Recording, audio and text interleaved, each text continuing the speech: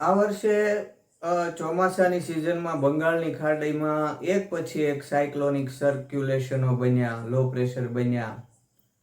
એકવાર તો ડિપ્રેશન અને ડીપ ડિપ્રેશન સુધી પણ વાત પહોંચી ગઈ અને હજી આવી મોસમી પ્રણાલીઓ બંગાળની ખાડીમાં બની રહી છે અને આપણી તરફ આવી રહી છે. એનું કારણ એ છે કે આ વખતે એન્સો નામનું પરિબળ ન્યુટ્રલ છે. એન્સો એટલે અલ નીનો દક્ષિણી દોલન, જેને ગુજરાતીમાં કહેવાય, કે જેમાં તાપમાનના ફેરફારોથી એક પરિબળ બને છે. આ એન્સો ન્યુટ્રલ છે. તો આવી કન્ડિશનમાં જ્યારે એન્સો હોય ત્યારે બંગાળની ખાડીમાં સાયક્લોન્સનું ફોર્મેશન વધુ થતું હોય છે, કારણ કે આ કન્ડિશનમાં પેસિફિક મહાસાગરથી ડાયરેક્ટલી સપોર્ટ મળતો હોય છે અને પેસિફિક ઓશનથી ઘણા બધા ડિસ્ટર્બન્સીસ પણ બંગાળની ખાડી ઉપર આવે છે અને એમજેઓનો સપોર્ટ પણ ઘણો રહે છે. ન્યુટ્રલ એન્સોના સમયે બંગાળની ખાડીમાં કેટલાય સાયક્લોન ડેવલપ થયાના ભૂતકાળના દાખલા છે. ન્યુટ્રલ એન્સોની સ્થિતિમાં પોસ્ટ મોન્સૂન સિઝનમાં બીઓબીમાં સાયક્લોનનો ખતરો રહેતો હોય છે. જ્યારે આયોડીનો રોલ છે અરબ સાગરમાં સાયક્લોન બનવા ઉપર રહે છે. આયોડીનું નામ તો તમે સાંભળ્યું હશે, ઇન્ડિયન ઓશન ડાયપોલ. અને ક્યારેક અલ નીનો હોય ને ત્યારે આ આયોડી જ કામ લાગે છે અને એને લીધે વરસાદ આવે છે, એવું પણ તમે સાંભળ્યું હશે.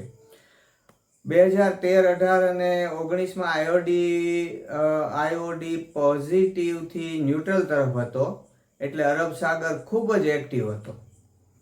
પણ આ વર્ષે આયોડી નેગેટિવ તરફ ઝૂકેલો છે, એટલે અરબ સાગર નિષ્ક્રિય જેવો જોવા મળ્યો છે. તેથી આ વર્ષે પોસ્ટ મોન્સૂનમાં અરબ સાગરમાં કોઈ સાયક્લોન ડિપ્રેશન બન્યું નથી અને હવે બને પણ નહીં. કદાચ ઓક્ટોબરથી નવેમ્બરમાં એકાદ બને તો બને. જ્યારે બીઓબીમાં ઓક્ટોબરથી ડિસેમ્બરમાં 2 થી 4 સાયક્લોન બનવાનો ખતરો છે, જેમાંથી એકાદ બે તો સ્ટ્રોંગ પણ બની શકે છે. પાછલા 12 વર્ષનો રેકોર્ડ જોઈએ તો પેસિફિકમાં એન્સો ન્યુટ્રલ હોય છે ત્યારે ઓક્ટોબરથી ડિસેમ્બરમાં સૌથી વધુ સાયક્લોન બને છે. એ વાત હું અત્યારે કરી દઉં છું. પાછલી જે લો પ્રેશર સિસ્ટમ ડીપ ડિપ્રેશનમાં ફેરવાણી હતી અને જેણે આ ઉત્તર ગુજરાતમાં અને કચ્છમાં બહુ વરસાદ આપ્યો, રાજસ્થાનમાં પણ પાણી કરી નાખ્યું, એ સિસ્ટમ સિંધ પાકિસ્તાન થઈને ઈરાન પહોંચી ગઈ છે. પણ બીજી જે સિસ્ટમ 12-13 તારીખે આંધ્ર અને ઓરિસ્સાના તટ પાસે બંગાળની ખાડીમાં લો પ્રેશર રૂપે ડેવલપ થઈ, તે મધ્યપ્રદેશ અને છત્તીસગઢ સુધી પોતાનો વરસાદી પ્રભાવ પાથરતા મધ્ય મહારાષ્ટ્ર સુધી જઈ રહી છે. જેને લીધે 13 કે 14 તારીખથી મુંબઈ, થાણું અને પુણેથી નાસિક સુધી વરસાદ શરૂ થઈ જશે, જે 17 કે 18 સપ્ટેમ્બર સુધી આ વરસાદ ચાલશે અને ખૂબ વરસાદ આવશે. ઉપરાંત આ જે મોસમી પ્રણાલી છે એને લીધે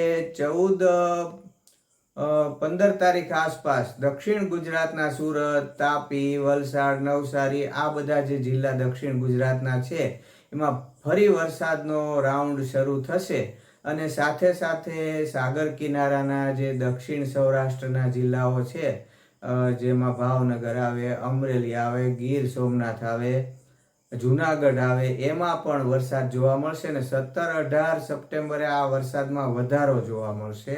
અને ક્યાં વધારો જોવા મળશે તો સૌરાષ્ટ્રના 2 ઊભા ભાગ કરીએ આપણે, આમ તો ગુજરાતના 2 ઊભા ભાગ કરીએ તો જમણી બાજુના સૌરાષ્ટ્રના ભાગમાં અને મધ્ય ગુજરાત ને ઉત્તર ગુજરાતમાં પણ સારો વરસાદ જોવા મળશે. એમાં રાજકોટ ને સુરેન્દ્રનગરનો સમાવેશ થઈ જશે અને કદાચ બોટાદનો સમાવેશ થઈ જશે. જુનાગઢ, અમરેલી, ભાવનગર, દીવ, આ બધે વરસાદ સારો આવશે. ગુજરાતમાં વરસાદનું આ જોર 20-21 તારીખ સુધી રહેશે અને પછી વરસાદની ગતિવિધિઓ ખાસ જોવા નહીં મળે એવું મારું માનવું છે. ક્યાંક છાંટા છૂટી થઈ શકે. જ્યારે 27 સપ્ટેમ્બરથી હાથીઓ બેસશે, એમાં ફરી ક્યાંક ગાજવીજ સાથે વરસાદ થઈ શકશે, કારણ કે હાથીયાનું વાહન પણ મોર છે. હાથીને પાણી ગમે, મોરને પણ પાણી ગમે. આપણી વર્ષા ઋતુની ગણતરી નક્ષત્ર આધારિત છે, એટલે કેટલીક વખત હવામાન ખાતું ચોમાસાની વિદાય ઘોષિત કરી દે એ પછી પણ હાથીયામાં વરસાદ થતો હોય છે. અને ત્યારે એકાદ બે નવરાત્રિ બાકી રહી હશે.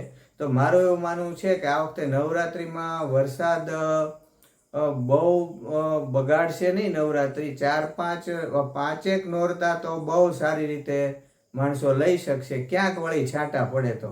પણ 27 તારીખથી હાથીઓ વરસવાની શક્યતા છે. એમાં નવરાત્રિમાં વરસાદનું વિઘ્ન કદાચ નડે.